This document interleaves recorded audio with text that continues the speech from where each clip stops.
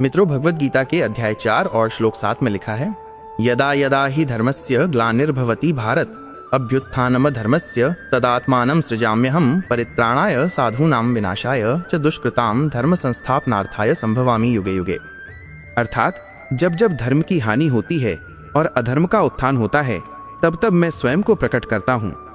इसके अगले श्लोक में भगवान कहते हैं कि वे साधुओं की रक्षा, दुष्टों का विनाश और धर्म की संस्थापना के लिए हर युग में जन्म लेते हैं। ये बातें स्वयं भगवान श्री कृष्ण ने कही हैं, जो स्वयं भगवान विष्णु के अवतार थे। पर क्या आपने सोचा है कि ये नव अवतार कौन कौन से थे और क्यों भगवान विष्णु को बार बार धरती पर अवतार लेना पड़ा? ब्रह्मा जी ने इस अनंत कालचक्र को 4 युगों में बांट रखा है: सतयुग, त्रेता युग, द्वापर युग और कलियुग। हर युग में विष्णु जी ने अवतार लिए हैं। सतयुग में 4 अवतार, त्रेता युग में 3 अवतार, द्वापर युग में 1 और कलियुग में 2 अवतार। सतयुग को सबसे पवित्र युग माना गया है, जहां सब लोग मिलजुल कर रहते थे। छल, कपट, अधर्म, अन्याय जैसे दोष नहीं थे। फिर क्यों भगवान विष्णु को सतयुग में 4 अवतार लेने पड़े? आखिर इसके पीछे क्या रहस्य है? तो आइए जानते हैं इसका रहस्य। दोस्तों, स्वागत है अध्यात्म ज्योति में। आपने त्रेता युग के राम की कहानी तो सुनी होगी, पर क्या आपने त्रेता युग में जन्मे विष्णु के पहले अवतार के बारे में सुना है, जिन्होंने अपने पिता की आज्ञा पर अपनी माता का सिर धड़ से अलग कर दिया था? तब 7 चिरंजीवियों के साथ गणेश जी भी पृथ्वी पर अवतार लेंगे। इसके बाद जो होगा वो सुनकर आप भी चौंक जाएंगे। यह कहानी सिर्फ विष्णु के 10 अवतारों की नहीं, बल्कि पृथ्वी के संतुलन की है। सृष्टि को सुरक्षित रखने और ज्ञान की रक्षा के लिए भगवान ने यह रूप लिया। सत्ययुग के एक धर्मनिष्ठ ऋषि वैवस्वत मनु जब नदी के तट पर स्नान कर रहे थे, तब उनके हाथों में एक नन्ही मछली आ गिरी। मछली बोली, हे महात्मा, मेरी रक्षा कीजिए, बड़ी मछलियां मुझे खा जाएंगी। महर्षि मनु ने दया भाव दिखाकर मछली को पहले अपने कमंडल में रखा। फिर वो बढ़ती गई, कमंडल से तालाब, तालाब से झील, झील से नदी। मनु उसे देखकर चकित हो गए और अंततः समुद्र में उसे छोड़ना पड़ा। जब मनु ने उसे समुद्र में छोड़ा, तब वो एक विराट रूप में प्रकट हुई। मनु ने कहा, आप कोई साधारण आत्मा नहीं है, कृपया अपना परिचय दें। मछली ने कहा, मैं विष्णु हूँ। मैंने मत्स्य अवतार लिया है, क्योंकि शीघ्र ही महाप्रलय आने वाला है। जब प्रलय आएगा और पूरी पृथ्वी जल में डूब जाएगी, तब मैं तुम्हारी सहायता करूंगा। जब प्रलय आया और पूरी पृथ्वी जल में डूब गई, तब मनु अपनी पत्नी, 7 महान ऋषियों, औषधियों और सभी जीव जंतुओं के बीजों को एक नाव में लेकर बैठ गए। मत्स्य रूप में भगवान ने नाव को खींचते हुए उसे सुरक्षित स्थान हिमालय के शिखरों तक पहुंचाया। प्रलय के अंधकार में भगवान ने मनु को धर्म, सृष्टि और ब्रह्मांड के रहस्यों का उपदेश भी दिया। वृत्रासुर के शाप से देवताओं की समस्त शक्तियां क्षीण हो गईं। अवसर का लाभ उठाकर दानवों ने उन पर आक्रमण कर दिया। देवता हारने लगे और घबराकर भगवान विष्णु की शरण में पहुंचे और बोले, हे प्रभु, यदि आप ही हमारी रक्षा नहीं करेंगे तो सृष्टि का विनाश निश्चित है। शक्ति पुनः प्राप्त करने के लिए भगवान विष्णु ने उन्हें समुद्र मंथन करने का मार्ग बताया, जिससे अमृत प्रकट होगा। भगवान विष्णु ने कहा कि इतना विशाल कार्य तुम अकेले नहीं कर सकते, इसके लिए तुम्हें दानवों की भी सहायता लेनी होगी। देवताओं के आग्रह पर दानवराज बलि के साथ देवताओं ने क्षीर सागर का मंथन शुरू किया। मंदराचल पर्वत को मथनी बनाया गया और नागराज वासुकी को रस्सी। लेकिन विशाल मंदर पर्वत बार बार डूबने लगा। तब भगवान ने स्वयं कूर्म अवतार यानी विशाल कछुए का रूप धारण किया। वे क्षीर सागर की गहराइयों में गए और अपनी विशाल पीठ पर पूरे पर्वत को थामे रहे। समुद्र मंथन से कामधेनु, ऐरावत, कल्पवृक्ष, लक्ष्मी जी और अंत में अमृत प्रकट हुआ। मंथन के बीच से भयंकर विष निकला, जिसे देखकर सभी घबरा गए। भगवान शिव ने करुणा करके उस विष को अपने कंठ में धारण कर लिया। तब भगवान विष्णु ने मोहिनी रूप धारण कर अमृत को देवताओं में वितरित कर दिया। इस प्रकार देवताओं ने पुनः अपनी शक्ति प्राप्त की और धर्म की रक्षा हुई। सृष्टि के आरंभिक युगों में 2 असुर भाई हिरण्याक्ष और हिरण्यकश्यप अत्यंत पराक्रमी और अहंकारी हुए। हिरण्याक्ष ने अपनी शक्ति दिखाने के लिए पृथ्वी को अपने बल से उठाकर समुद्र की गहराइयों में छिपा दिया। पृथ्वी माता की करुण पुकार सुनकर भगवान ने वराह अर्थात दिव्य जंगली सुअर का अद्भुत रूप धारण किया। उनकी गर्जना से तीनों लोक गूंज उठे। वराह रूप धारण करके भगवान सागर की गहराइयों में उतरे, जहां हिरण्याक्ष अपने बल पर घमंड करता हुआ खड़ा था। भगवान ने युद्ध कर उसका वध किया और अपनी विशाल दांतों पर पृथ्वी माता को उठाकर जल से बाहर लाकर ब्रह्मांड के संतुलन स्थान पर स्थापित कर दिया। लेकिन यह कथा यहीं समाप्त नहीं होती। हिरण्याक्ष का भाई हिरण्यकश्यप क्रोधित हो उठा और उसने मन बना लिया कि वो अपने भाई की मृत्यु का प्रतिशोध अवश्य लेगा। इसी प्रतिशोध की अग्नि ने उसे ऐसा वरदान दिलवाया जिसने उसे लगभग अजेय बना दिया। उसने ब्रह्मा जी से वरदान मांगा कि वो न तो मनुष्य से मरे, न पशु से, न दिन में, न रात में, न आकाश में, न धरती पर, न घर के भीतर, न बाहर, न अस्त्र से, न शस्त्र से। पाकर हिरण्यकश्यप का अभिमान चरम पर पहुंच गया। वह स्वयं को अमर समझने लगा और घोषणा कर दी कि सृष्टि में भगवान का कोई अस्तित्व नहीं है। उसने केवल अपनी पूजा करने का आदेश दिया। लेकिन उसके ही पुत्र प्रहलाद ने भगवान विष्णु की भक्ति नहीं छोड़ी। हिरण्यकश्यप ने उसे मारने के कई प्रयास किए। कभी विष पिलाया, कभी पहाड़ से गिराया, कभी हाथियों से कुचलवाने की कोशिश की, यहाँ तक कि अपनी बहन होलिका के द्वारा अग्नि में जलाने का प्रयास भी किया। किंतु हुआ उल्टा, होलिका जल गई और प्रहलाद बच गया। हर बार नारायण ने अपने भक्त की रक्षा की। अंततः हिरण्यकश्यप ने क्रोध में प्रहलाद से पूछा, तेरा विष्णु कहाँ है? यदि वो सचमुच सर्वव्यापी है तो इस खंभे में भी होगा क्या? प्रहलाद ने कहा, हाँ, मेरे प्रभु हर जगह है। ये सुनकर हिरण्यकश्यप ने क्रोध में खंभे को तोड़ डाला। उसी क्षण वहां से भगवान नरसिंह प्रकट हुए, आधा मनुष्य आधा सिंह।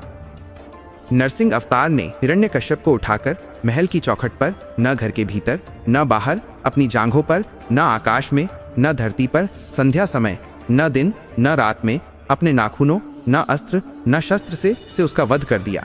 इस प्रकार संसार को उसके भय से मुक्त किया गया और सृष्टि में फिर से धर्म का प्रकाश फैल गया। हिरण्यकश्यप के वंश में उसका पोता राजा बलि जन्मा। बलि अत्यंत दानवीर और बलशाली थे। गुरु शुक्राचार्य के मार्गदर्शन में उन्होंने अपनी शक्ति और दानवीरता के कारण एक एक कर देवताओं को पराजित कर स्वर्गलोक तक पर कब्जा कर लिया। देवता असहाय होकर भगवान विष्णु के पास पहुंचे। भगवान ने देखा कि बलि अत्यंत शक्तिशाली है, पर उसमें एक गुण प्रबल था, दानवीरता। भगवान विष्णु ने बलि की दानवीरता का उपयोग करते हुए वामन अवतार लिया, एक छोटे से ब्राह्मण बालक के रूप में। सिर पर जटा, चेहरे पर तेज और वाणी में विनम्रता। एक दिन जब राजा बलि विशाल यज्ञ कर रहे थे, तभी वहां ये नन्हा ब्राह्मण पहुंचा। बलि ने उनका आदर सत्कार किया और पूछा, ब्रह्मचारी, बताइए आपको क्या चाहिए? वामन मुस्कुराए और बोले, राजन, मुझे केवल 3 पग भूमि चाहिए। बलि ने वचन दिया। तभी वह छोटा ब्राह्मण अचानक विराट हो उठा। भगवान ने पहला पग बढ़ाया, पूरी पृथ्वी नाप ली। दूसरा पग बढ़ाया, पूरा आकाश माप लिया। तीसरे पग के लिए स्थान नहीं बचा तो बलि ने मुस्कुराकर अपना सिर झुका दिया और कहा, प्रभु, तीसरा पग आप मेरे मस्तक पर रख दीजिए। भगवान ने ऐसा ही किया और बलि को पाताल लोक भेज दिया। उनकी दानवीरता और सत्यनिष्ठा से प्रसन्न होकर भगवान विष्णु ने उन्हें आशीर्वाद दिया कि वे पाताल लोक में भी राजा बनेंगे और स्वयं विष्णु उनके द्वारपाल बनेंगे। सत्ययुग और त्रेता युग के संधिकाल में जब क्षत्रिय राजा अधर्म और अहंकार से ग्रस्त हो गए और निर्दोषों को सताने लगे, तब भगवान विष्णु ने भृगुवंशी ऋषि जमदग्नि और माता रेणुका के पुत्र रूप में जन्म लिया, परशुराम के रूप में। एक दिन उनके पिता ने अपने सभी पुत्रों को आदेश दिया कि वे अपनी माता का वध करें। सभी भाइयों ने मना कर दिया, किंतु परशुराम ने अपने पिता की आज्ञा का पालन करते हुए अपनी माता का सिर काट दिया। बाद में उन्होंने पिता से पूछा कि उन्होंने ऐसा क्यों करवाया। महर्षि जमदग्नि ने उत्तर दिया कि रेणुका नदी में स्नान करते समय गंधर्वों को क्रीड़ा करते देख विचलित हो गई थीं। महर्षि जमदग्नि अपने पुत्र परशुराम की आज्ञा पालन से प्रसन्न हुए और वरदान मांगने को कहा। परशुराम ने अपनी माता के पुनर्जीवन की प्रार्थना की और रेणुका पुनः जीवित हो उठी। यह घटना परशुराम की कठोर धर्म पालन और पितृभक्ति का प्रतीक है। एक बार है वंशी राजा सहस्रार्जुन जमदग्नि के आश्रम आया और कामधेनु नामक दिव्य गाय को बलपूर्वक छीन लिया। जब परशुराम को यह समाचार मिला तो उन्होंने अकेले ही सहस्रार्जुन और उसकी विशाल सेना का वध कर कामधेनु को वापस ले आए। इसके बाद सहस्रार्जुन के पुत्रों ने प्रतिशोध में ऋषि जमदग्नि की हत्या कर दी। तब परशुराम ने प्रतिज्ञा ली कि वे 21 बार पृथ्वी से क्षत्रियों का संहार करेंगे। उन्होंने अश्वमेध यज्ञ कर संपूर्ण पृथ्वी ऋषियों को दान कर दी और स्वयं महेंद्र पर्वत पर तपस्या में लीन हो गए। कहा जाता है कि वे आज भी जीवित हैं और कल की अवतार के समय प्रकट होकर उन्हें दिव्य शस्त्र प्रदान करेंगे। त्रेता युग में जब अधर्म और रावण जैसे दुष्टों का आतंक बढ़ने लगा, तब भगवान विष्णु ने अयोध्या नगरी में राजा दशरथ के पुत्र रूप में श्री राम के रूप में अवतार लिया।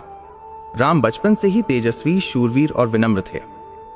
जब महर्षि विश्वामित्र के यज्ञ में राक्षस विघ्न डालने लगे, तब वे राम और लक्ष्मण को अपने साथ ले गए। वहां राम ने राक्षसों का वध कर विश्वामित्र का यज्ञ सफल कराया। जनकपुरी में शिव का धनुष तोड़कर सीता जी से विवाह किया। अयोध्या लौटने पर रानी कैकेयी के वरदानों के कारण राम ने बिना विरोध के 14 वर्ष का वनवास स्वीकार किया और सीता व लक्ष्मण के साथ वन को गए। वनवास के दौरान रावण ने छल से सीता का हरण किया। सीता की खोज में राम को हनुमान, सुग्रीव और वानर सेना का साथ मिला। समुद्र पर सेतु बनाया गया और लंका पहुंचकर रावण, उसके पुत्रों और भाइयों का वध कर सीता जी को मुक्त कराया। विजय के बाद राम अयोध्या लौटे, जहां दीप प्रज्वलित कर उनका स्वागत किया गया, इसलिए उन्हें मर्यादा पुरुषोत्तम कहा गया। द्वापर युग में जब अधर्म बढ़ने लगा और अत्याचार चरम पर था, तब भगवान विष्णु ने श्री कृष्ण रूप में अवतार लिया। मथुरा के अत्याचारी राजा कंस के आतंक से मुक्ति के लिए उन्होंने जन्म लिया। वासुदेव ने नवजात कृष्ण को टोकरी में रखकर यमुना पार कर गोकुल पहुंचाया और नंद बाबा व यशोदा को सौंप दिया। बाल्यकाल में कृष्ण ने पूतना, कालिया नाग और अन्य राक्षसों का वध किया। राधा के साथ उनका प्रेम आत्मा और परमात्मा के मिलन का प्रतीक माना गया। कृष्ण ने कंस का वध कर प्रजा को मुक्त किया और द्वारका नगरी बसाई। महाभारत युद्ध में उन्होंने अर्जुन के सारथी बनकर गीता का उपदेश दिया। जो हुआ अच्छा हुआ, जो हो रहा है अच्छा हो रहा है, जो होगा वो भी अच्छा ही होगा। युद्ध के अंत में धर्म की पुनः स्थापना हुई।